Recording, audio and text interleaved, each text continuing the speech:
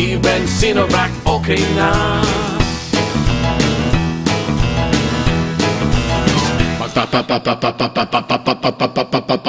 Pababakuna ka ba, pababakuna ka ba, pababakuna ka ba, pababakuna ka ba, pababakuna ka ba, pababakuna ka ba.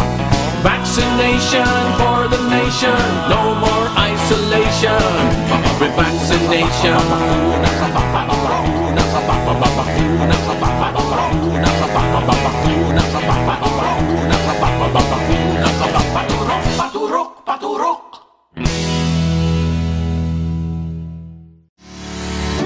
To all RJ Digi TV viewers, you can also watch us on YouTube channel RJ Digi TV. Just go to YouTube, type RJ space Digi TV, hit the subscribe button and the notification bell, and get your daily dose of your favorite programs. Thank you for watching RJ Digi TV.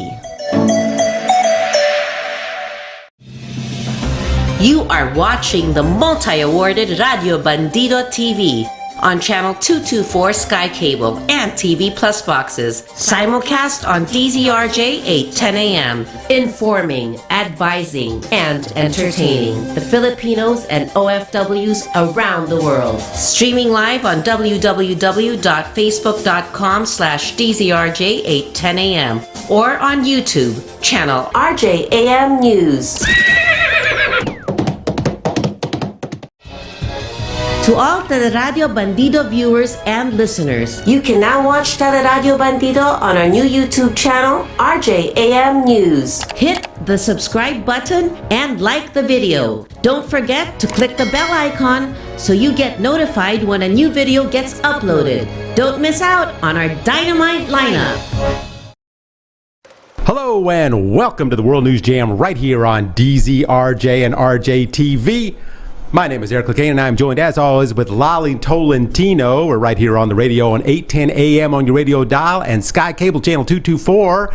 And if you're like me and you only have a cell phone, watch us on YouTube at RJAM News and subscribe to us there.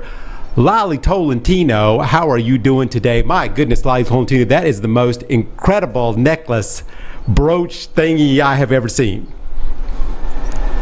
Thank you, Eric. Yeah, when you're wearing something nice, you feel good all the time. That's why you need to look, beautiful as ever, as I'll always say. But I don't know the others. Well, I am sporting a nice Divisoria Ralph Lauren polo shirt that I got for 350 pesos. So I don't know that. I guess that is making me feel fine. Oh yeah, whatever you wear, Eric, you look good. So there's no problem about that. Yeah, it's a matter of how you carry it.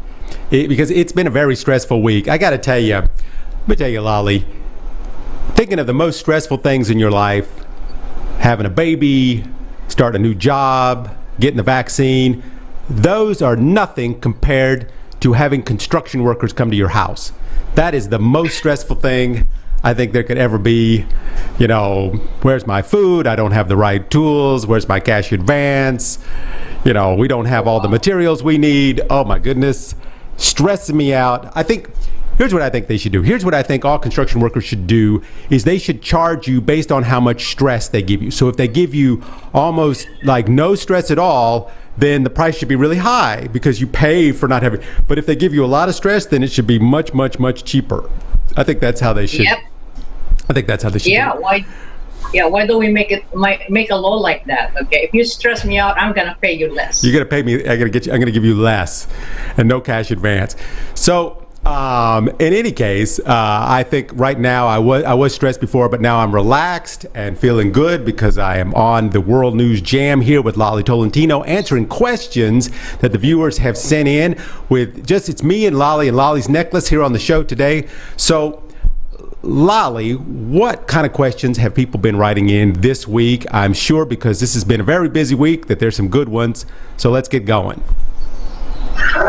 Oh, but before I do that, me, I cannot read without my reading glasses.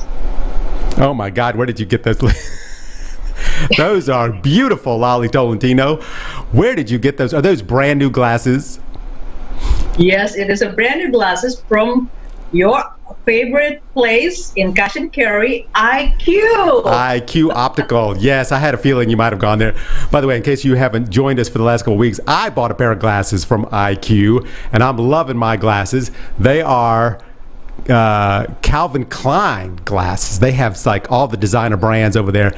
And Lolly Tolentino, you have a gorgeous pair of glasses. Well, Eric, when you know how to choose your glasses, that will really fit your face, your personality. You can easily get all kinds of glasses in that place in IQ. So if you want, maybe I'm getting some more later on, but for now, I have this beautiful pink. Actually, this is reading glasses. And, like you said, I look good with my reading glasses. Well, guys, I know where to, I'll tell you where to go. So do you put more into you put more into picking out your reading glasses or picking out a husband? Well, good question, Eric. I'm just looking at my. I can do both. Because I was going to say you have very good choice in glasses because you got some really good glasses. Now they helped me a lot. Were they very helpful to you? Yes, they are. They're very helpful. They're very kind, and this is the kind of service that I really want to. If I'm going to a place, I mean the lady that works there, the doctor, I mean, they're very helpful. So they ask me, what I want, what I need. So they attended to me very well, Eric. And they have a 50 to 70% off sale going on right now. And I'm all about the 50 to 70% off. That is me to a tilt. So so I'm loving my glasses. So I'm glad Lolly Tolentino has got some glasses. So now that you have some great, beautiful glasses and a gorgeous necklace, why don't you start? Let's have what is the first question that we have for this week from our viewing audience? Yes, we get another exciting question for the week from Bernadette of Pasig. Do you think the visit of U.S. Vice President Kamala Harris visit to Guatemala a success? And why Latinos love to go to the U.S., are they not happy in their own country? Okay. All right, this issue kind of stands out with that trip to Guatemala because I think Kamala Harris, she is supposed to be the next great hope for immigrants. I mean, her mother's from India, her father's from Jamaica. Her parents came to America as immigrants for that great hope of having a better life for their children. And now look at their child. She is one step away from being the president of the United States. So, it just seems like Kamala was supposed to be the new Messiah to remove the immigrant nightmare that was Donald Trump,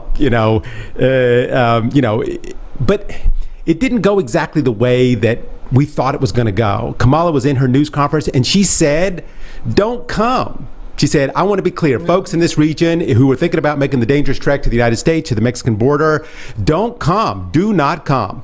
So when I was listening to this, I'm like, what? Wait a minute, what? Why would she say that? She's in Guatemala. That's the last thing that the Guatemalans want to hear. So as you can guess, that did not go over well with the local people there. She said, if you come to the border, you probably won't get in. Yet that's not exactly true. People do get in. And it's, part of the reason that so many immigrants are fleeing those places down there is because of U.S. policies in that region. What was President Reagan, who declared war down there against the Chinese-backed rebels, and the people that were hurt the most, the people who suffered the most, were the people. At that time, millions of people fled to the United States. So this is why it's so puzzling. Why would she make such a statement like that at a news conference? And, and there's so many things that she could have said. Like, for instance, hey, guys, just hang on. We're going to get everything worked out. I mean, the promises they made during the election, like leading up to the presidency, where they were going to do so much to better the immigration situation that's going on at the Mexican border. Like, of course, much better than the last administration. In the last one, Trump pretty much said, don't come because we're not going to let anybody in. Nobody gets in, period. But the fact that she would say, don't come, It just seems such an odd thing that she would be saying. Now, we were talking about Latinos and, why do they want to come here? Most of these comes out of the Northern Triangle. What is it? Guatemala, Honduras, El Salvador. And people ask, why do they want to come to the United States? Don't they like it in their country? No, they don't like it in their country. Poverty, corruption, war, dictatorships. I mean, that's a way of life there. So, of course, any place is better than there. I mean, Honduras is the murder capital of the world. And the United States is just a walk away. You don't need a flight. You can, get on some good shoes and go. So they want to come to the United States like her parents did and have a better life. And, and right now they're coming to the Mexican border and they're throwing their kids over the fence because of U.S. immigration policy now. And so everybody was hoping that the Biden administration was going to change all this. Okay. Well, at some point, I think I understand the point of the vice president. Maybe she was trying to say, don't come yet. Like what you mentioned earlier, that, don't come yet, we're trying to do something. But maybe she was just stuck on that situation for saying, don't come. She forgot the word yet. Yeah. All right. She left out the word. I mean, the question was what about the trip that she took down? And some of it was, a little bit of a success. Biden, they pledged $4 billion to help the causes of mass immigration. And that, and Harris said over the next 3 years, they would invest $40 million in programs for youth, especially for women, to give $48 million in affordable housing and agricultural businesses to the country down there in Guatemala. They said U.S. will assist in anti-corruption panels. The trick is any of this going to work? The United States has promised this over and over and over. We're going to give money, we're going to do this, we're going to help the problem there so people won't want to immigrate to the United States, so they'll be fine in their country. Yet somehow, it's never really worked yet. So I'm hoping that, right now people, do I want to stay in my country and starve and be possibly killed, or do I want to walk all the way to the Mexican border and attempt to jump over the fence, throw my child over the fence, and hopefully that my child can have a better life? If I had a choice, I would probably do it too. I would probably try and, because people get over the fence. People get, on the water and they get around the fence. It's possible. Wow. So if I was in the midst of starving or, possibly being killed, yeah, I would probably try it too. So yeah, the Harris and Biden, they need to come up with a plan to help this mass immigration that's going on there right now, or it's just going to keep going on. Mm-hmm. All right, let's wait for that, because give them time. I think they're really, since Harris is, came from immigrants' parents, probably, they're really thinking of something. Maybe we just need for the right time. Yeah, they just. Okay, there's a follow-up question on that from Ibay, Manila. Yeah. This is a follow-up. Why some people don't like her message when she says don't come? Yeah, okay, yeah. I mean, of course. Like, the last thing you should say to people who are trying to escape their country to come here is don't come. Wait a minute. You're supposed to be the person that's going to help us. Yeah, that's why you're down here. We thought you were coming down here to help us, and now you're telling us don't come? It was just and here again, on our show, we endorsed Kamala Harris. I mean, we said she was going to be great, and she was going to fix all these problems, and she was going to be great for immigration. So, Camilla, come on. We need you to be helpful to these people. The Trump administration was like, okay, we don't want any immigrants. It's America only. America first. Nobody else can come here. Well, that's never going to work, because America needs immigrants. They're a nation of immigrants. There are jobs there that are wide open right now. They're looking for people to work, and the people that work in those jobs are the people from Guatemala and Honduras and El Salvador. So America honestly needs them. So I just think that maybe Kamala could have come up with, something a little better other than, hey, don't come. Because then who does she sound like? Mm-hmm. The person that she hates the most. Okay. For me, I will give them chance and time to make this work. I am sure they're doing something on this, especially after saying that. All right, again, we'll talk about that soon. Let's go to Ingrid of Las Piñas City. How dangerous and scary when Russia supply Iran with an advanced satellite system that will boast Tehran ability to surveillance military targets. Oh my goodness, what an article this was. So this article came out this week that Russia will give Iran a Canopus 5 satellite that's equipped with a high resolution camera. Now, these satellites, by the way, high resolution camera, my phone has a high resolution camera on it. It's great. The high resolution camera they have is like 2 meters wide. I just went outside. I just went outside the frame of the camera. So these things are amazing. They're not as good as the United States. The United States has the same thing going around, but the United States can pinpoint like a fly on the top of a roof. This is not that, but it's pretty darn good. And the problem is now, first thing, Russia is giving them the access to this satellite so they can look at other countries in the Middle East, including Israel. Why is that so scary? Well, we don't want them to see what's going on in Israel. First of all, Russia is helping the Iranians to spy on their enemies, which means that Russia is now backing Iran to do stuff like this. Iran is currently working on a nuclear weapon.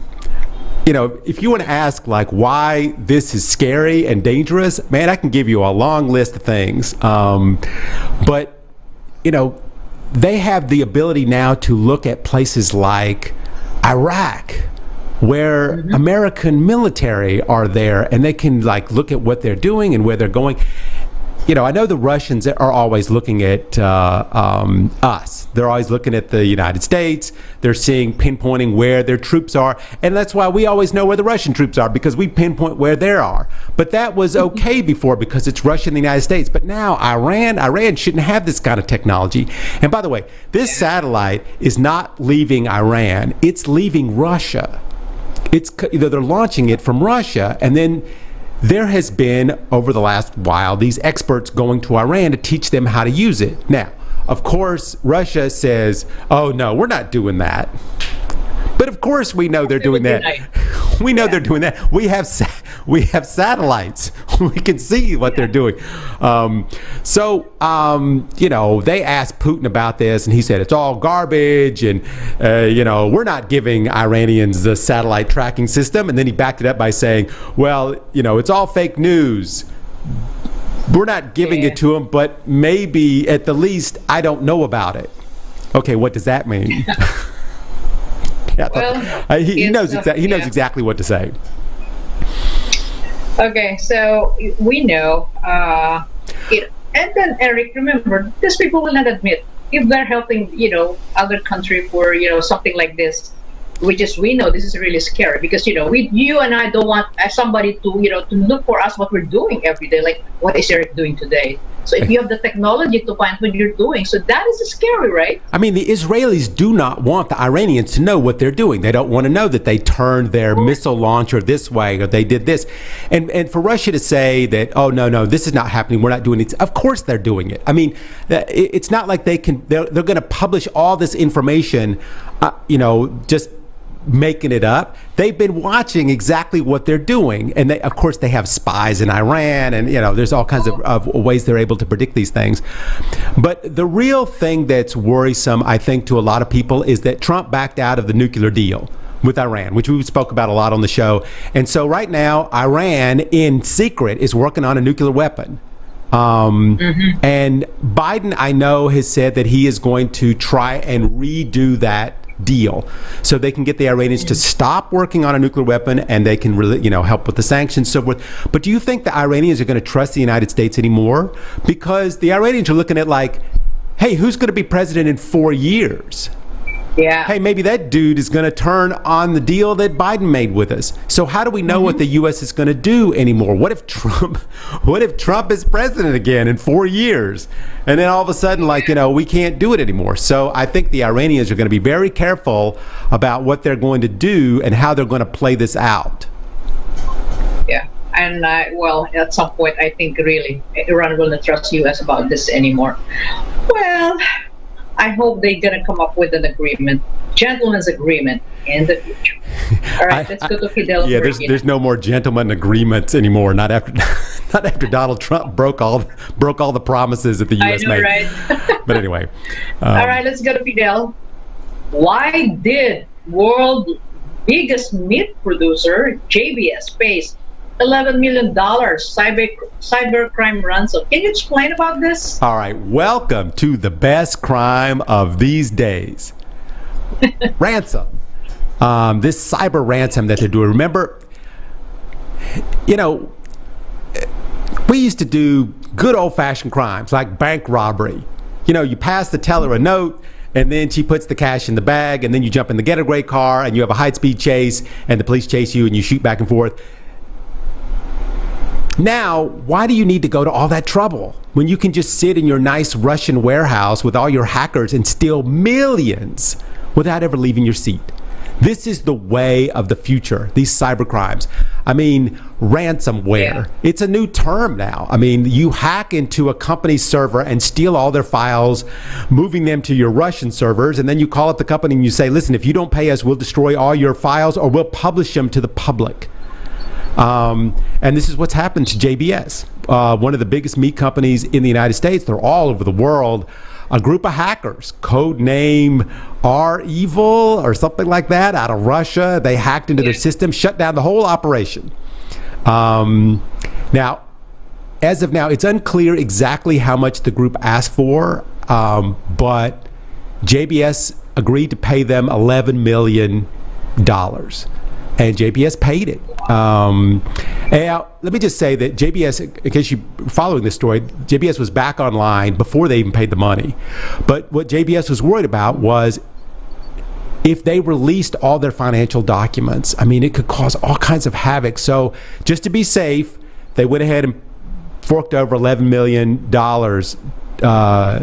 even though they were back up and running, just to make sure that their files would not be released to the public. Wow. So, I mean, this is happening a lot lately. I mean, we've talked about this on the show a couple times, these ransomware things. The Colonial Pipeline, that just happened. The Colonial Pipeline was hacked, and that sent gas prices through the roof in America. That's the pipeline that runs up and down the East Coast. Eventually, the company just broke, and they paid $4.4 million in Bitcoin to a group called the Dark Side Gang. Now, remember, back in the old days, bank robbers, they had gangs. Now there's gangs, and they have names. They have names. So the Dark Side Gang did that. Now, some of that money, or most of that money, was recovered because they were able to follow it. But they never found the hackers. They never discovered the hackers. They know they're from Russia, but they never got it. But, just before we leave this, Acer, I was reading this, I just recalled this just now. Acer, they were hacked. And, Acer is a computer company. They're a computer company, and they were hacked. And this was in the news a while ago. And Acer just, got so scared of what they were going to do with their information that they paid them, I think it was $50 million to get their stuff back, to get their servers back. And I have to say, that's the way a lot of it goes. These, they're mostly from Russia, some from China. They come in, they hack your thing, and then they say, okay, listen, if you don't pay us $50 million, then we are going to destroy all your files. And then what you do is you negotiate them down. You negotiate them from 50 million down to 20 or 11 or 4. The NBA was hacked. The NBA was hacked recently, and they threatened to share players' salaries and personal data with the world if they didn't pay them. Now, the NBA hasn't paid yet.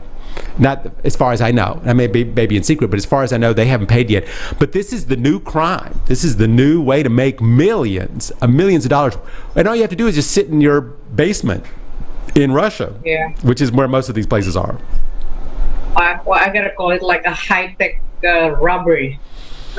Yeah, I mean it's like kidnapping. It's a kidnapping, and then we'll let them go. we'll let your files go, but you got to pay us all this money.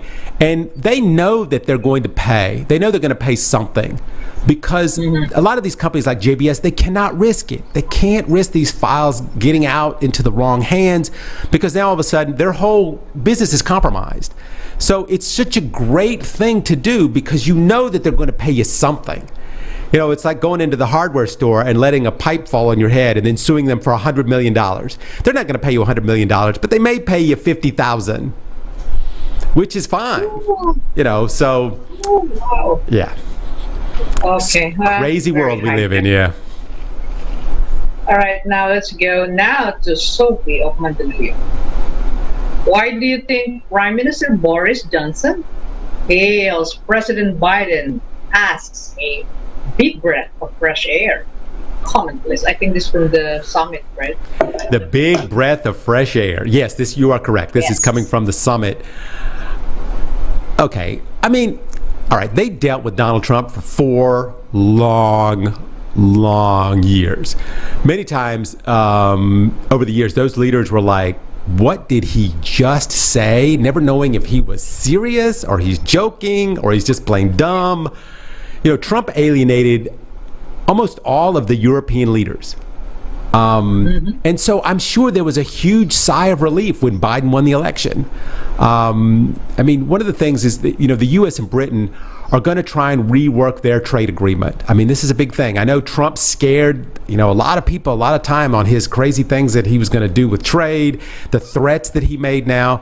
But I think that what a lot of European leaders are like, okay, now we can go back to normal. We can go back to the way things kind of were, where everybody was fine. And I know Brexit is looming in the sky, and the U.S. is going to need to be involved in that somehow as it all plays out. And then, of course, there's the never-ending issue of Northern Ireland, which we've talked about at great lengths on the show. So I think this face-to-face meeting at the G7 was where Boris, you know, he's taken his deep breaths, but they didn't go down the path of Northern Ireland as much as I thought they would. Instead, they talked about fixing, you know, all the Trump bombs like NATO and climate change and the things that they're going to have to do to get that back on track. But Biden has some hill climbing to do. He preached at that G7 about democracy, and we should not go down authoritarianism. But, you know, the world, especially at the G7, is looking at what happened in the U.S. in the last 4 years and what happened at the end of those 4 years with, you know, they overran the Capitol. And this is when, you know, you say sometimes democracies go bad. Well, in the United States, here's an example of how democracies can go bad. So the U.S. is no longer the shining example of what a democratized country should look like. And just this week, news came out that Trump is used the DOJ to subpoena Apple to get data on his Democratic rivals. So, yeah, I mean, right. You know, this is including their families and minors. And Apple is like, you know, we're supposed to what? Now, this comes just after, what was the story we're talking about? The DOJ got information on a reporter. The DOJ, the Department of Justice. So Trump is using the Department of Justice to spy on people. And they're getting subpoenas for this is not how democracy is supposed to work. The courts are supposed to work separately from the politics. And so when stuff like this is going on, it just makes the U.S. look like, wow, okay, you're here at the G7 preaching to us about democracy. Maybe you need to turn around and look in the mirror. Well, I think Trump will do everything he can. So let's just wait and see. You know what? Let me just make one more point. You know, okay, Putin is a big issue at this summit, and so when they start criticizing Putin now about authoritarianism and how he did this and he interferes in his elections, and what do you think Putin's gonna say? Putin's gonna go, wait a minute, what have you guys been doing in the United States? You overran your own capital. You threatened to kill political leaders. You brought a rope to hang the vice president. So why are you yelling at me? You should look at, why don't you yell at the United States some? So of course this is going to give people like Putin something to say about, and just one last thing. When it comes to Boris Johnson, and this is going to be a sticky point, and this is something we can watch because I know this is going to be an issue. Northern Ireland, and I know we talk about it too much here on the show, but in 1998, Northern Ireland opened its borders, and they have been a peaceful place for the most part since then. But now, what's going to happen? Brexit is coming, so Ireland is part of England, but Northern Ireland wants to stick with the EU. So the EU is going to keep the same policies with Northern Ireland, and yet they're part of England, yet England is not, and the Republic of Ireland is not. So this is an issue that the United States is going to be involved in, I'm sure. I mean, Northern Ireland is not going to be part of the EU, yet they are. And so how are the customs and all this kind of stuff going to travel back and forth? And they're talking about the new policies they're coming out with. But is peace going to continue on that border? And that is what everybody's worried about, and that's what the U.S. is worried about, is the peacefulness between Northern Ireland and the Republic of Ireland and everybody else. And so we don't want this to go back to, remember what it was like before when you and I were growing up and they were bombing each other all the time? So I think that is a big issue between that. Okay, Boris Johnson has a big sigh of relief because at least Trump is not there anymore, but he's still got a lot of stuff to work out with Biden. Okay.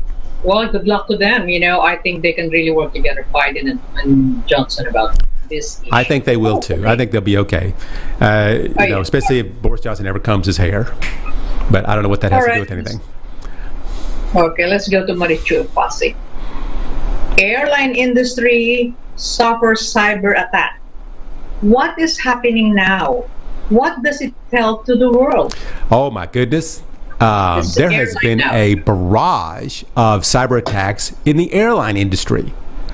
I mean, you think that the airline industry would be the safer place, but CETA, who provides IT for about 90% of the airline industry, was hit with a whole bunch of attacks. And when you think about cyber attacks in the airline industry, it's like, wait a minute, are they telling a plane to go this way and another plane to go that way, and so they're going to crash into each other? No, that's not what is happening. What's happening is they're stealing personal data from people that are flying. And actually Chinese hackers, now moving over to China. They went after EasyJet, which is a British airline company, and they accessed emails and travel details on like 9 million people.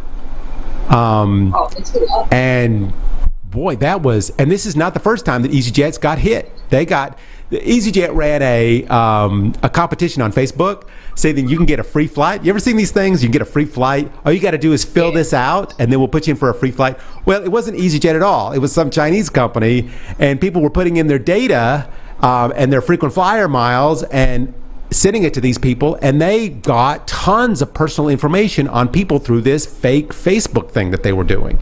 So, there was another story I was reading that just came to mind. Air India, they hacked the site-to-site for Air India. 10 years of passenger data was stolen in one cyber attack. And this is with this one company that runs the IT services for all these airlines. Mm-hmm. And so, with the India thing, they got people's name, date of birth, contact information, their passport numbers. Some of their credit card info was pulled in, ticketing info. So, there's a lot that they can do with this. And one of the big problems in these cyber attacks, especially in the airline industry, is the airline industry. Now, if you've been following this over the last couple of months, I read about it every once in a while. They don't know that they've been attacked for months.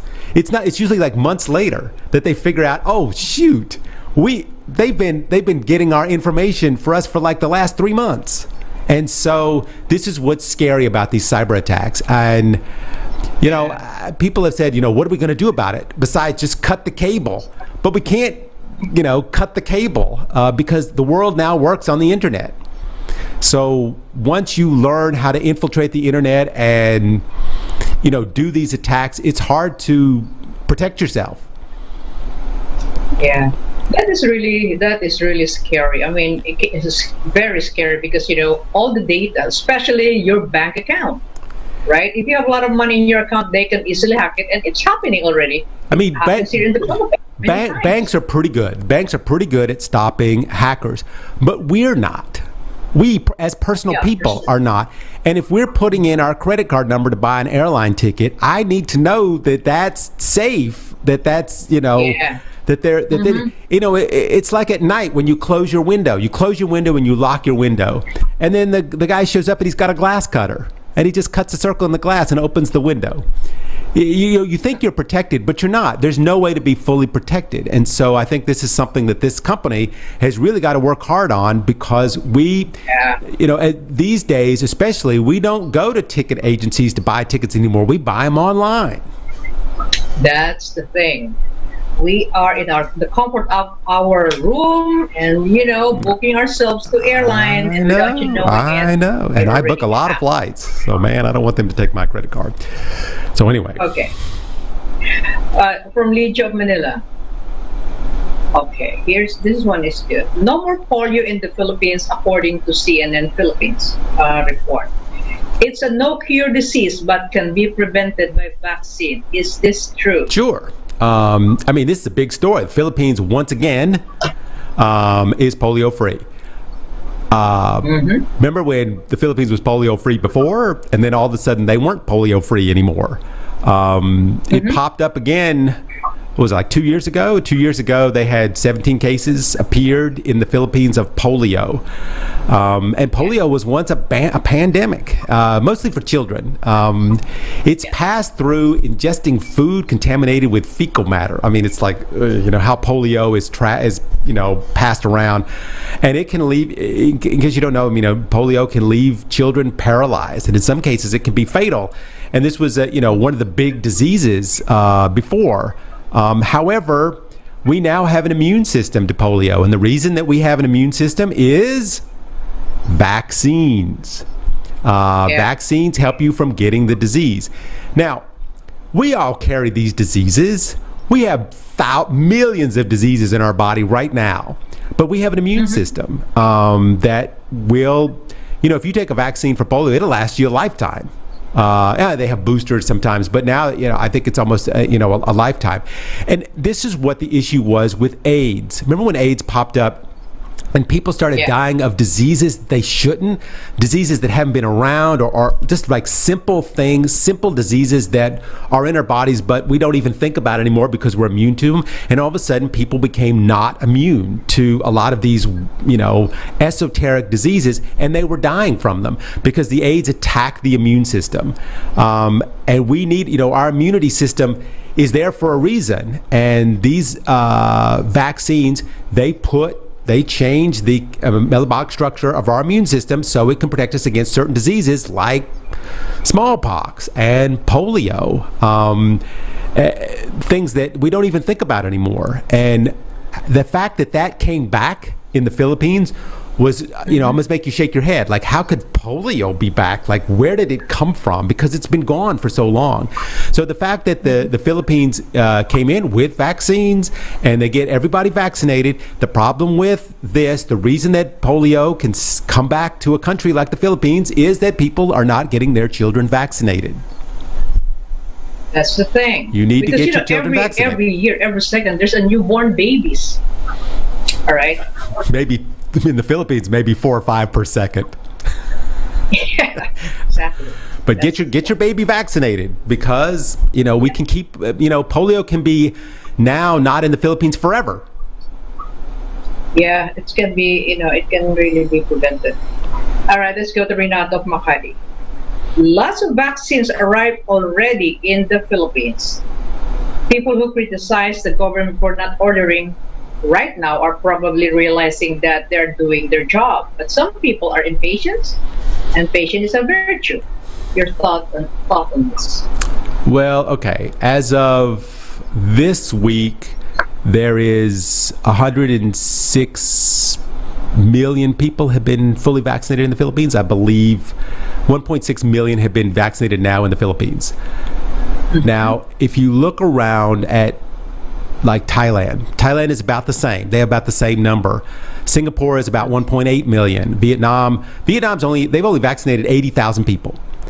But the difference is they didn't have the disease. I mean, they hardly had any cases at all.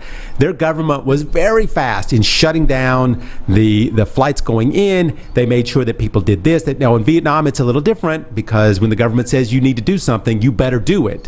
And, Singapore was very good at being able to, hold the disease down. Thailand did a great job. The Philippines, all right, not so good. The Philippines has been struggling with outbreaks and the disease, coming back. People wear masks and they wear face shields, but somehow it just keeps spreading. And if you look at another place like Indonesia, who also has very high numbers like the Philippines, but Indonesia's already gotten 12 million people vaccinated. So I guess some people have the right to criticize the government for the way they handle the vaccine. There's a lot of shoulda, woulda, couldas going on in the response to the pandemic in the Philippines. They should have procured the vaccine earlier. They should have not relied so much on donations. They should have jumped on all these falsehoods that are coming out on Facebook about how, vaccines will kill you and make you sterile and all these kind of things. Yeah. I mean, there's a lot of looking back and going, well, you should have done this, and it'd be better if you had have gone this route. They probably should not have made all the excuses they did for their mistakes. I mean, there's a lot of things. Duterte came out this week and told the public, you need to get vaccinated.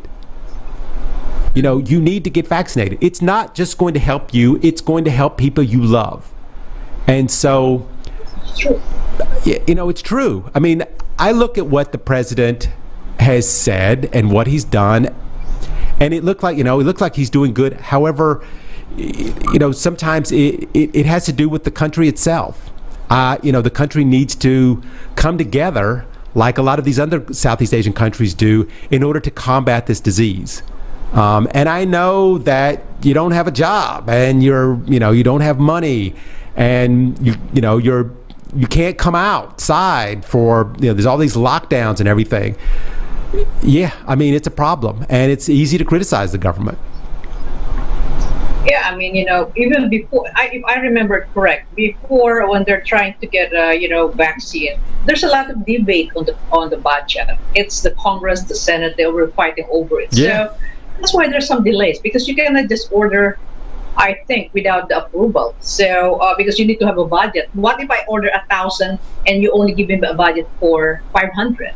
So there's a lot of debate here. That's why I think it gets delayed. Plus, the supply that they order, it gets, we got it late because, we are a third country. We are not a priority country for this. You know what? That's what I keep hearing. It's like, oh, well, we're the Philippines. We don't have the. I mean, I can look at Cambodia. I can look at some other countries and say, they're kind of in the same boat. So, I mean, I'm sure people are saying, so why is the Philippines always, the one? Why are they always the one that's in last place? Why are they the ones that are always having the problem? They said that that by now we're supposed to have 21% of all seniors and people with health problems vaccinated, but that fell way short. Right now, it's like maybe 14% of seniors and 8% of people with health problems are vaccinated as of now.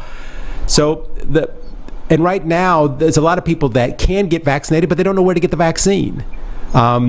So there's stuff. I mean, there's mistakes. But like I said, if there's a mistake, there's a mistake. All right, now fix it. Here's how we got to do to fix it. We got to come together. And Duterte keeps saying the same thing. He keeps saying, listen, we need to come together to make this work. And we either listen to the president or we don't. And that it's one of the things that the country needs to do. Now, I got to say, COVAX last week, they said 3.5 million doses to the Philippines, which is great. And they think 11 million doses will be here by June, and maybe 11 million doses by July. That's what they're predicting.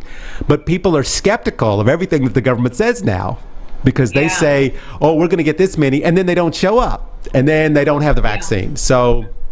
Duterte said we're going to start the vaccine then, and it didn't happen. And we're going to start next month, and it didn't really happen the next month. So yeah, I mean, okay, there's things, there's mistakes, there's things that you can criticize. But what good is criticizing going to do you sometimes? I that's all I can say.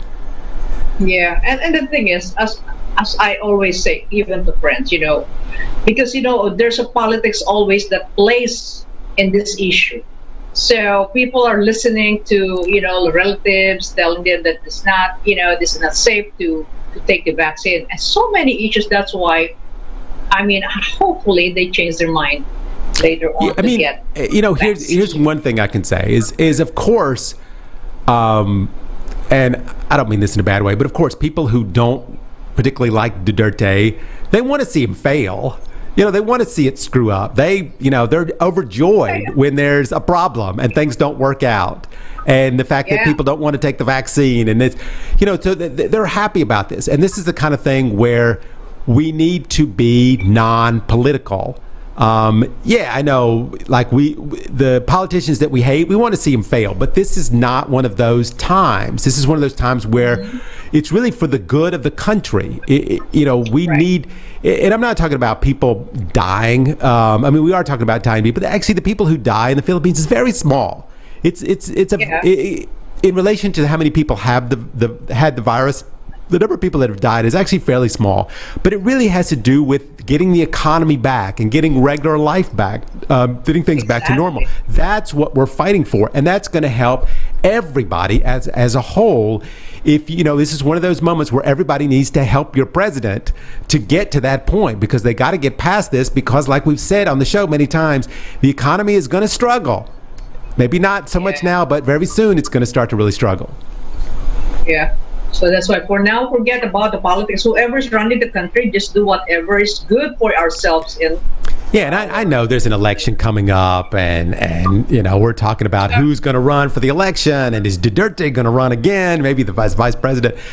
But this has to be separate from that. That's going to be fun, and we're going to talk about it all the time, whatever. But this pandemic thing, we can't allow the pandemic to flare up again, especially right now, especially in other places like outside of Manila, like the places that it's flaring up now in the province. This is something we said on the show months ago, that, oh my God, don't let it go to the province. And now it's in the province. And so now you're going to have to get vaccines into the province to get them going. So, like whoever was that wrote the question in, patience. We got to have patience, and we have to be smart about it. Patience, do what you're supposed to do until you get that vaccine. Just be patient, and eventually it's going to happen. Okay, let's go to Jeffrey of Pasay. Seniors who are fully vaccinated can go out now. What can you suggest to others who are not vaccinated? All right. So, people who are 65 and over, not you and me, Lolly. People who are 65 and over who are fully vaccinated in GCQ areas can go outside, finally. Now, can you imagine you've been inside for a year and a half, and now you're going to be able to go outside. But now, if you are in an ECQ area, you still cannot go outside. I think that's correct. You can still not fly. If you're 65 or over, you can't fly to another place. You can go to another place. You can, if you're in Manila, you can go to Rizal or you can go to Laguna, but you can't get on a plane and fly down to Mindanao. It's the way I understand it. And also, if you're over 65 and you're fully vaccinated and you go outside, you have to have on a mask and a face shield. Of course. So, I think we should wear it anyway, just because. Even though you've been vaccinated, just keep wearing a mask just because, so we don't have to think, does that person who doesn't have a mask on, is he not wearing a mask, or is he vaccinated? So we don't have to think about, who might be out now. So I think it's good if for now, even though you're vaccinated, to keep wearing a mask. And like I said, Sinovac only covers 50% of the people, so you can still get the disease even if you've been vaccinated. And like I said before, wearing masks now is fashionable. You can wear any kind of mask that matches your clothes, your shirt, whatever. Just make yourself feel comfortable. And you know what? I learned to love to wear masks because, like I said before, I don't need to put makeup. I just walk around with a mask. I don't have to brush my teeth anymore. Yeah.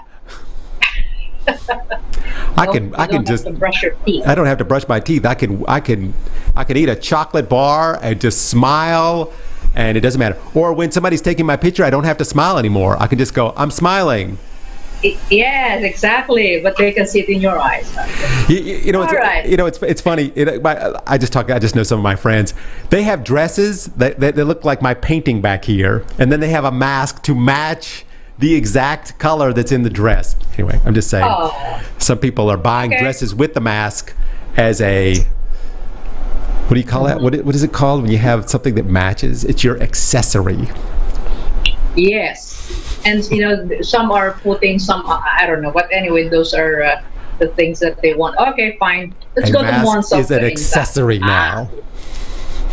What is the best exercise that you can advise to people on different age level? Why is it very important to everyone?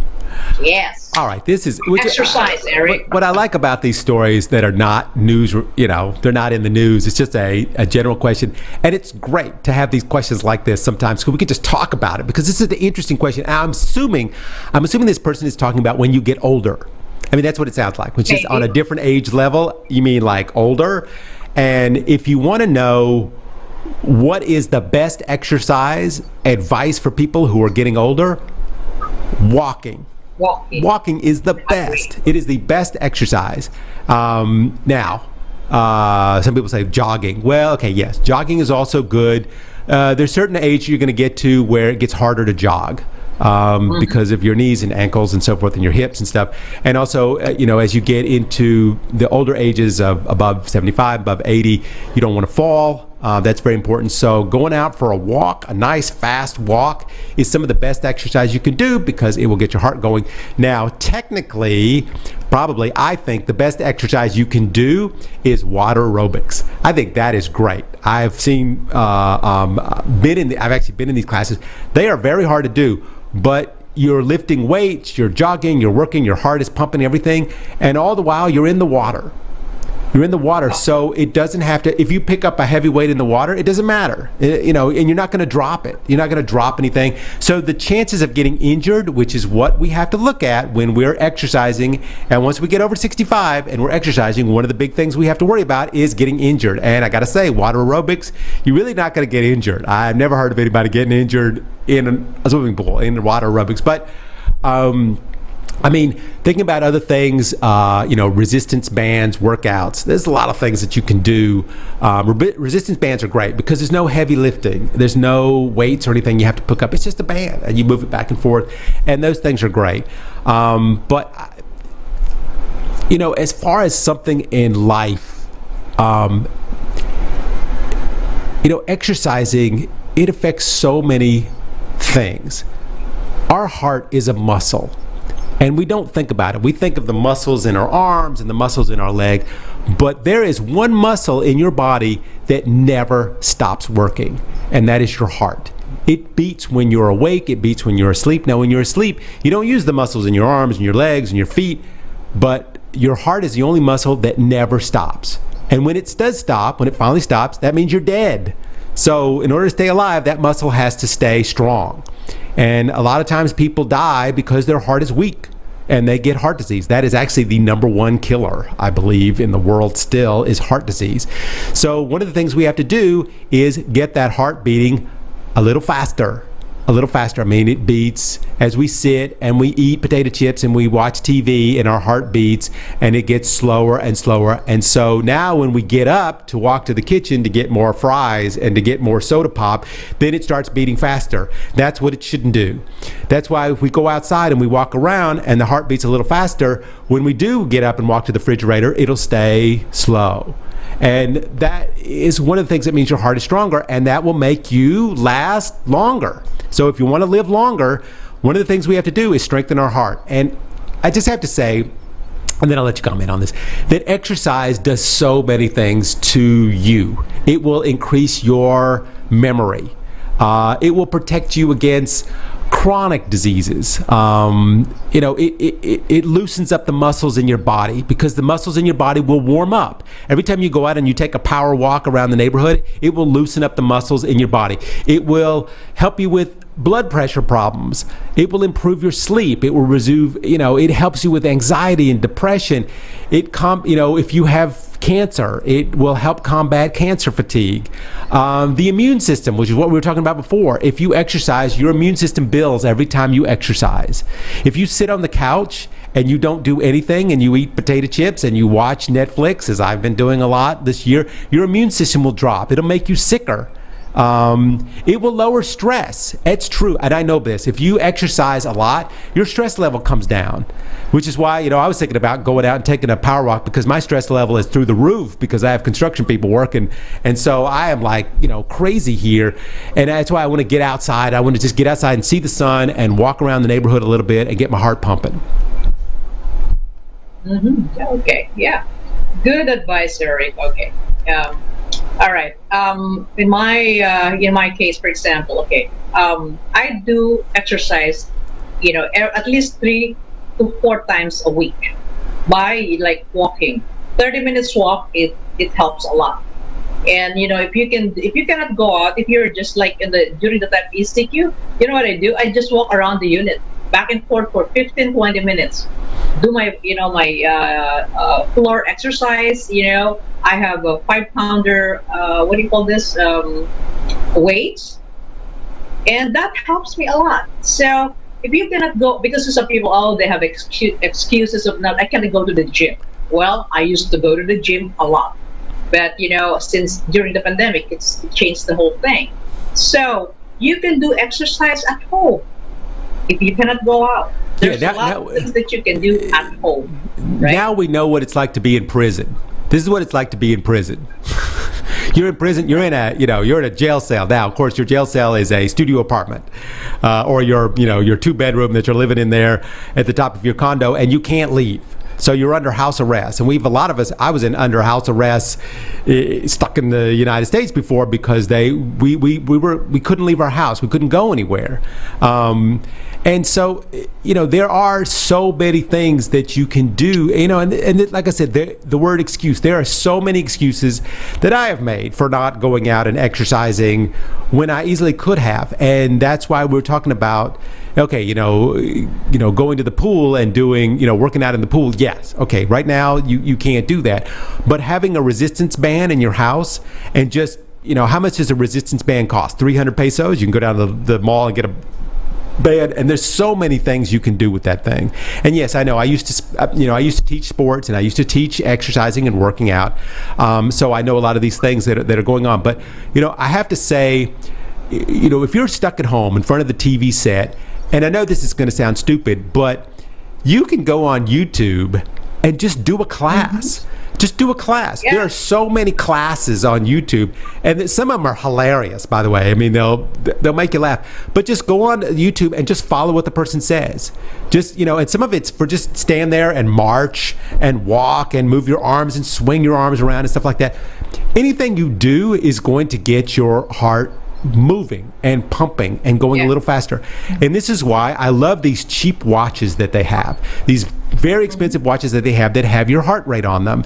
And if you're looking down at your watch and you see that your heart rate is 72 all the time, and it never changes, you need to get your heart rate up to 100, like at least once a day. Do something and watch your watch and make sure it goes up to 100. I mean, one of the things that I used to do in my building was I would walk out of my door on my hall, and I would go over past the elevator to the stairwell, and I would walk up 2 flights and come down 2 flights. Man, that will make your heart 100 beats per minute. And then the next day, see if you can go 2.5 flights or 3 flights and then come down again. How long does that take? 5 minutes, 8 minutes, and your heart rate will be up to 100 or 110.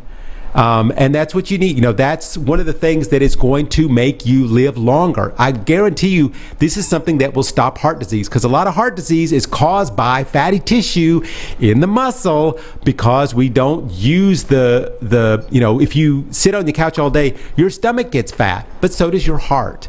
and that is something that causes blockage in the arteries. And so when you get your blood pumping and you get your heart pumping in, that will keep your arteries from getting blocked and causing stroke. And I can go on and on and on about this. Yeah, okay. If you need advice about exercise, you can send us your text and we will tell you what to do. Okay. Yeah, I mean, I can talk about it for hours and hours and hours about, things that exercises that you can do without a gym, where you don't need a gym. Very simple things. I mean, if you're over 65, let's stick to that, over 65, we're not going to be doing squats. We're not going to be squatting down and standing back up, but we can march. We can march in place. And one of the things I can say is one of the best investments you will ever make is a watch with a heart rate meter on it.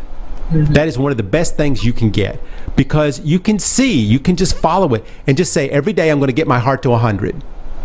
And getting your heart to 100 once a day is going to prolong your life. I guarantee you. Okay. Can I ask you, Eric, you are 6 foot tall, right? Yes. What's your weight now? About 180 pounds. Kilos. I don't know what that is in kilos, but something like about 180. Yeah. Okay. Because, sometimes we really have to, watch our weight, because, I always do. Now, I just weighed this morning. I am 47.7 kilos. I'm 5'4". Okay. So, yeah. Because we're talking about exercise. We're talking about this for our health, okay? Since the pandemic, a lot of people has a lot of excuses. No. This is all that I can say. Even you are home, you can do your exercise. You can go jumping. You don't have to move, or if you don't want to walk, just do the jog. You can jog wherever you are, and you can just, maybe you can just watch Netflix later on after your exercise, but don't stay on the couch for a long time, right? Yes, that will. You don't want to sit there for too long. In fact, if you've been sitting here watching our show for an hour, right now, it's time for you to get up and go do something, because we are out of time, Lolly, and it is time for everybody, our studio audience, to get up and do some marching in place and get their heart rate up, and join us again next week. Lolly, today has been a great show. The questions have been excellent, so thank you to all the viewers who have written us this week. Lolly, we love your necklace. We love your new glasses that you got from IQ at Cash and Carry. What a great show. We'll be back again next week with more questions from our viewers to answer and discuss here on the show. So for me, Eric Lecain, and Lolly Tolentino, and everybody here at the World News Jam on DZRJ and RJ TV, we'll see you next week. So be safe out there.